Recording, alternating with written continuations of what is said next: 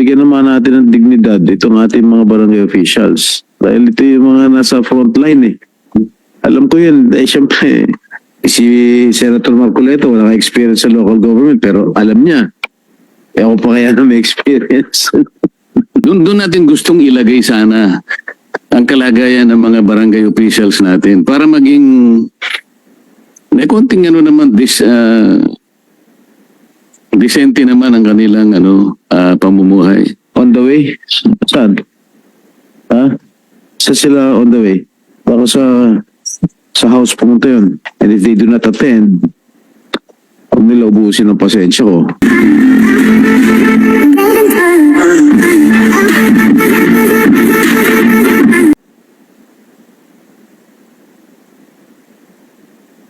Malinaw dito sa ating hearing na lahat sa mga, almost all, mga barangay officials natin are underpaid and overworked.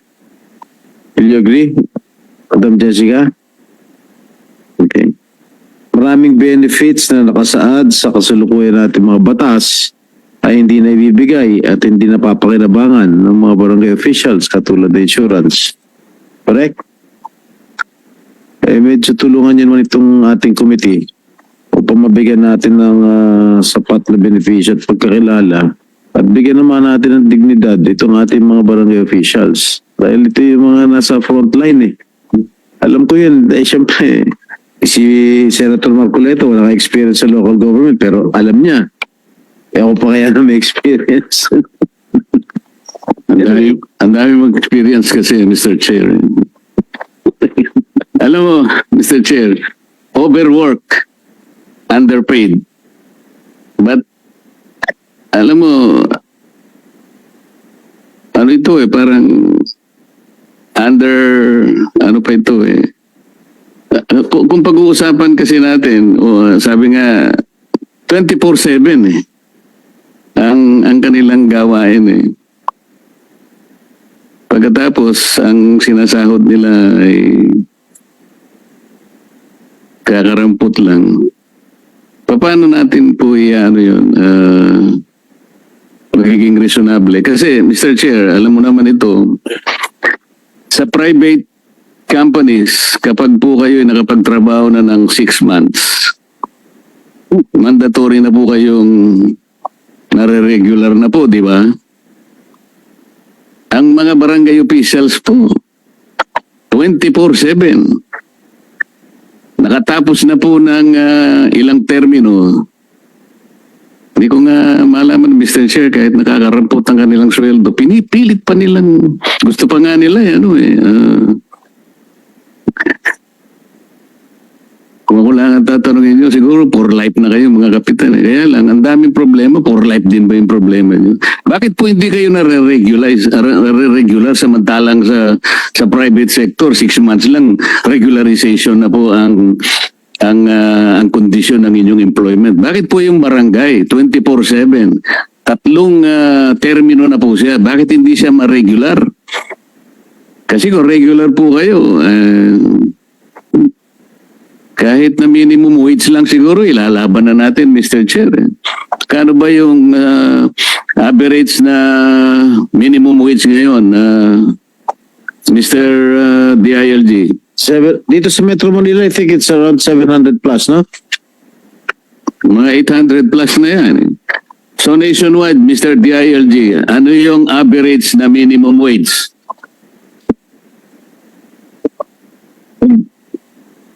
Kasambahay po, almost the same. Hindi, minimum wage ng mga workers natin. In the private sector. Minimum wage.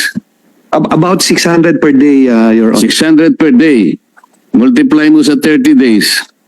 Or 22, sir, excluding yung number of about 13,000 to 14,000. So at least sa 13,000, maligaya lahat ang barangay. Hindi 5,000, hindi 3,000 pesos.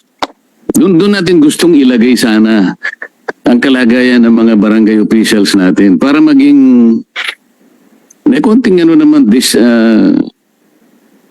disente naman ang kanilang pamumuhay. Sir Chair, thank you. Thank you. Yes, Madam Jessica. Mr. Chair, regarding dun sa tinanong nyo kanina, ano ba yung estado ng mga barangay officials? Actually, parang displaced nga po yung mga barangay officials because they're not regular government employees kasi wala naman po silang salary kasi honorarium ang natatanggap nila and yet they work far more than the regular hours of government employees. Tapos, hindi natin alam kung government employees nga ba sila or volunteer. Kasi parang volunteer Kasi, ang ma'am, kanilang natatanggap. Under your local government code, volunteerism kasi ang inyong pagtatrabaho sa barangay. Kaya kung volunteer kayo, hindi sweldo, honorarium nga eh. Yes. Ito yung dilema. Pero ayusin na po natin yung dilema. Pare-pareho lang po tayong kumakain kasi may pamilya tayo. Kaya ilagay natin sa tama na. May pagka-voluntaryo pero hindi ibig sabihin ay kinakailangang maging malayo naman ang tinatanggap sa karaniwang manggagawa. Yun lang po ang principle behind that. Thank you, Mr. Chair. Thank you, Senator Marcoleta. Considering the intricacies of these measures and the number of issues raised during the deliberation, the committee secretary is hereby instructed to organize and convene a TWG and technical working group to further discuss the bills in detail. And the committee secretariat will coordinate with your respective offices and technical staff as to the schedule of the TWG meetings. Okay, lahat ng mga bills na diniscuss natin ngayon ay Magna Carta for Barangays, sponsored by Senators Zubiri, Go, Ejercito, Rafi Tulfo, and this representation. Yung Senate Bill number 151, sponsored by Senator Erwin Tulfo, yung punong barangay will be at salary grade 10. Senate Bill number 1115, sponsored by Senator Gatchalian, authored by Senator Gatchalian, Magna Carta for Barangay Official. In Senate Bill number 272, authored by Senator Aquino, Barangay Workers Act. Senate Bill number 275, authored by Senator Chis Codero, the amendment of the Local Government Code. And Senate Bill number 100, authored by Senator Mark Villar, punong barangay will receive no less than 3,000 pesos. And Senator Marcoleta's bill, Senate Bill number 65. Lahat ito ay bigyan nyo kaagad ng inyong position paper. Kasi I plan to, kung ako pa rin ang magiging chair ng Committee on Local Government by next year, gusto ko na ipasa yung Magna Carta for barangay officials para pabigyan naman natin ng konting dignidad yung ating mga barangay officials. Alright? Mayroon pa ba ibang question? Yes. Sir, yung mga barangay po na high income, nagtanong-tanong din po kami, kahit sila po mga high income na barangays, hindi rin po sila nakakatanggap ng benefits even if they are able. So I was asking them why this is so. It has been customary from time immemorial na gano'n na. I think it would be very useful if DBM would also set specific guidelines as to this kasi DBM was able to set ceiling for the salary, SG 14 para sa kapitan, SG 11 for the kagawats, but they were not able to state really the guidelines if pwede ba yung mga barangay officials to charge against the barangay funds para sa kanilang mga benepisyo for the able barangays. Because we're talking about 42,011 barangays, but not all of them naman belong to the very poor category. So if TTR po natin yan, ang mga barangays na nasa 50 million and above, nasa mga I think 0.5% yata, no? 0.5%. But 5 million below, nasa 72%. So, ibig sabihin, at least meron pong nabawasan sa problema po natin na hindi natin kailangan lahat ng 42,011 ay tutulungan kasi there are some barangays that are able. So if DBM can set clear guidelines na pwede nang mag-charge sa barangay funds for the benefits of the barangay officials and workers, then that would be very, very useful. Because even in the barangays, the rich barangays in Quezon City, when I asked them, mga kapitan, kahit sila, wala pong SSS, PhilHealth, Pag-ibig. So, yun ang The po. representative ng DBM, can you take notice of what Madam Jessica earlier mentioned? Yes, Mr. Chair, I think we are drafting po guidelines for barangays. Hindi ko lang po pwedeng may disclose at the moment since na-finalize pa po siya. So we will coordinate po with Miss Jessica po. Thank you, Madam.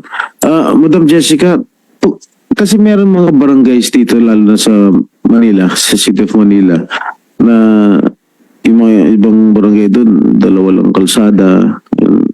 Are you aware of it? And we have, I think Manila has around 900, 900,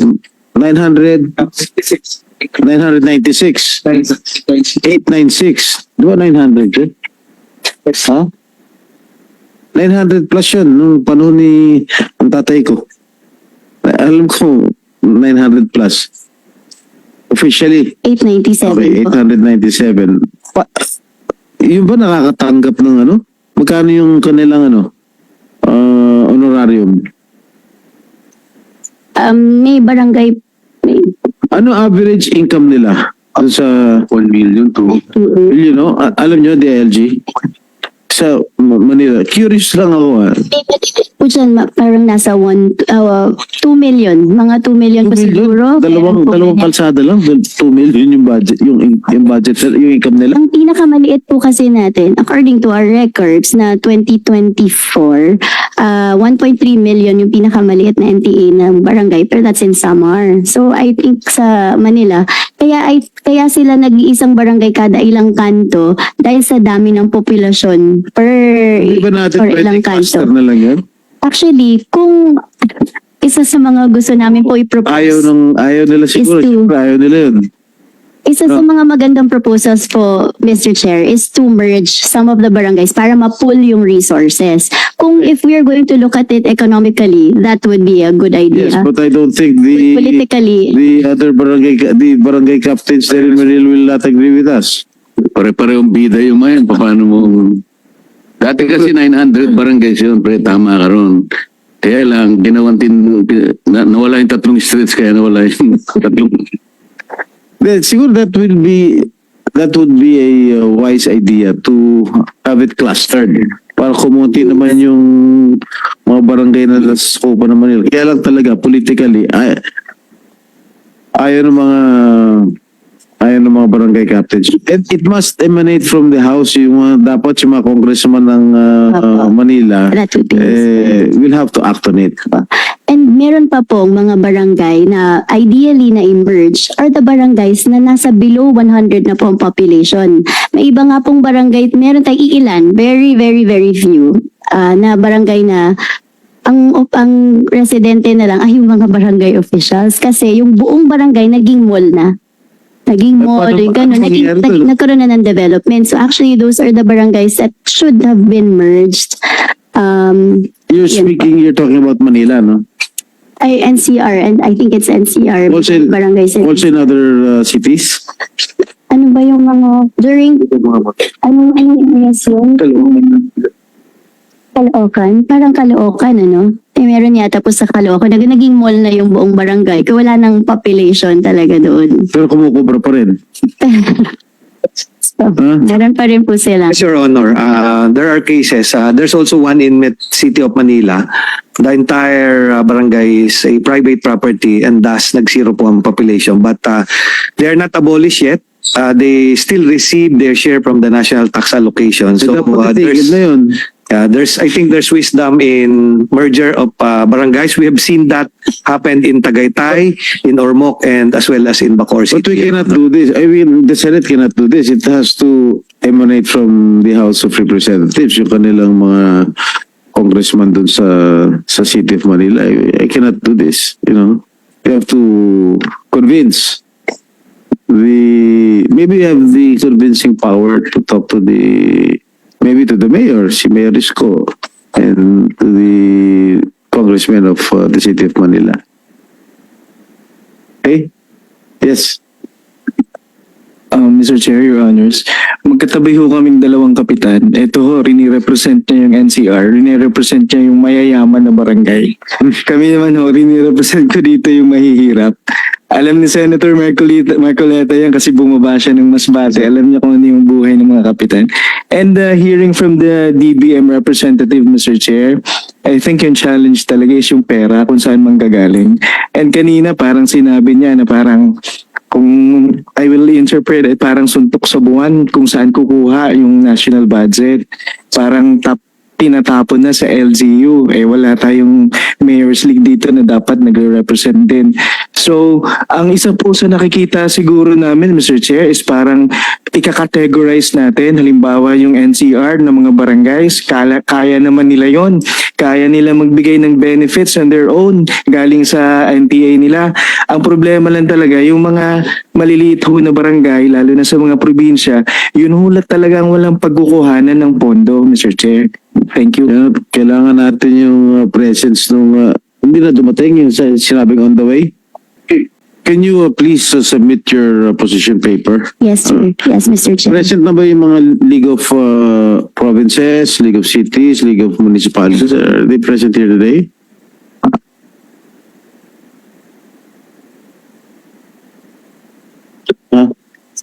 Position paper. On the way? Saan? Saan sila on the way? Baka sa house pumunta yun. Okay, if they are not present, if these three heads are not present in today's hearing, if they do not come, maybe we can invite them in the next hearing. And if they do not attend, huwag nila ubusin ang pasensya ko. Okay? Or the other, yung mga other resource persons, can you please, meron ba kayong presentation? Comelec? Wala. Ha? Sino? Sige, please. Good morning, Mr. Chair, Your Honors. As far as the Commission on Election is concerned, Your Honor, we fully support these bills on Magna Carta for barangay officials as well as compensation for barangay officials, Your Honor. As we know for a fact that the barangay is the basic political unit. Sila po ang frontliner. Tama yung mga sinabi kanina ni Senator Marcoleta na kahit mga konting problema, barangay ang lalapitan. Kahit sa mga calamities, sila ang lalapitan. And even during elections, sila din ang nilalapitan na just in case nasira ang voting center, nasira ang eskwelahan, barangay officials are there to assist and help the public school teachers, the election officers para may kumpone or para magbigay ng assistance as far as provisioning of makeshift. May mga instances kami, Your Honors, na nangyayari iyon na magbigay ang barangay officials ng pahiram ng mga tents nila or mga chairs nila just to ensure that elections are conducted on the date of the elections.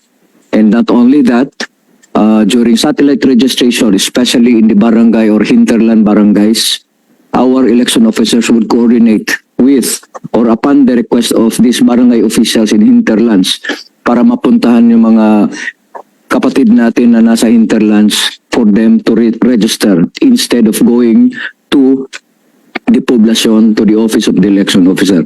Andun po yung mga barangay officials assisting COMELEC in the conduct of registration. So napakahalaga at napakalaki ang role ng mga barangay officials. So nararapat lang talaga na bigyan natin sila ng incentive through these legislations, Your Honors. So as far as COMELEC is concerned, we fully support for these bills and hoping in due time mapapasa ito at magiging batas po ito. Thank you very much, Your Honor. Thank you, Attorney Elnas. Civil Service? Any representative from Civil Service? Yeah. Good morning po, Mr. Chair, Your Honor. On the part of the Civil Service Commission, consistent with its guidance to the House of Representatives as regards the counterpart bill of this bill, the CSC expresses its full support for this Senate bill on the Magna Carta for barangays, as the CSC recognizes for the role of the barangay that it plays in nation building. They serve as a conduit to implement projects of the national government to the communities at the local level. As a matter of fact, barangay officials and employees are responsible for the delivery of basic services to the people. They work 7 days and for more than 40 hours a week. So in fact, there are instances when their work needs them even during unholy hours. So their services deserve to be recognized through compensation and benefits. So the CSC again fully supports the proposal for this Magna Carta and providing barangay officials and employees fixed and appropriate compensation that can provide them decent living and support for their families, as well as health and social security benefits which are afforded to other government employees. That's all, Mr. Chair. Thank you. Thank you, Director Sheila of the Civil Service Commission. Hindi na dumating yung sinabing on the way? Ha? Babae ba yun, Presidente? Nag-on the way siya? Ha? So, this will serve as a warning to the representatives of the League of Provinces, League of Cities, and League of Municipalities. Because we have to, we have to ask questions from these officials concerned. Lalo na sa tatlong heads ng liga, no? Dahil hindi naman biro itong mga pinag-uusapan natin. Kaya siguro sa next hearing, maybe after the holidays, we'll conduct another hearing. And I expect the presence of these three representatives from the League of Municipalities, League of Cities, and League of Provinces. Okay? Wala na? Mr. Chair, gusto ko lang naman, total bago tayo magtapos, bigyan nyo ng kaukulang atensyon yung aking bill, yung SB number 65. Kasi dito nakalatag kung saan natin kukunin ang additional funding.